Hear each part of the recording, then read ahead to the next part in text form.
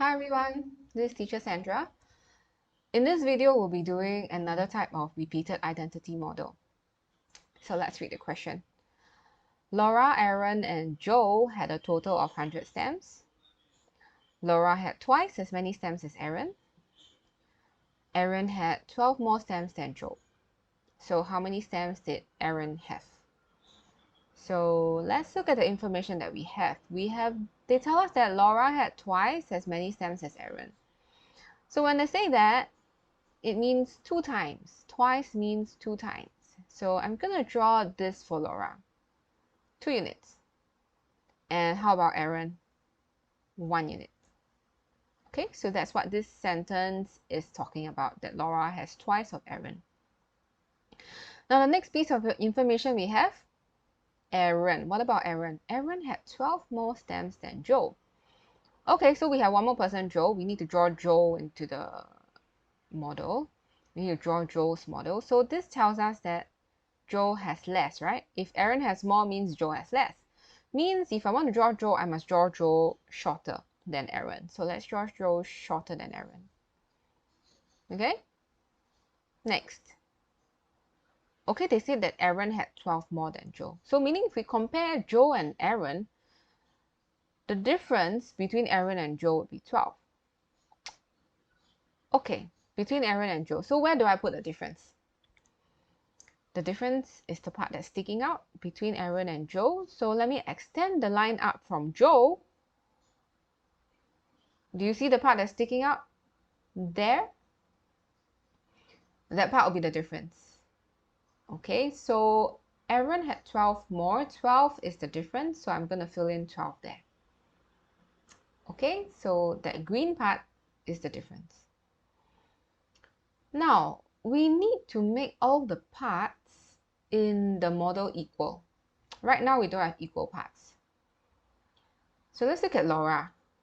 I need to extend my line up from Aaron to cut Laura up as well. Okay, to make the parts the same. So what am I talking about? See, we need to extend the lines. How? Let's extend this way. Okay, so if I put this line up, this tells me that this is also 12, isn't it? Okay, then if you recall, we drew Laura twice. So Laura has got 2 equal parts. So the back part as well, I need to cut. Okay, if I cut that, means that little part there at the end is also 12. Okay, so this is our model. The model is pretty much done except for one last piece of information, that they have the total of 100 stamps. So let me fill in the total, which is here. Okay, so now the model is done. What should we do? What's the first thing we can do? Let's see. Let's look at all these extra parts here. Okay, let's add them all together. We have 3 12s there. So 12 plus 12 plus 12. Okay, 3 times of the 12 will give us a total of 36. What I'm going to do next is I'm going to take them away. I'm going to take those 12s away from the total. So I'm going to take 100, which is everything, minus away those green parts there.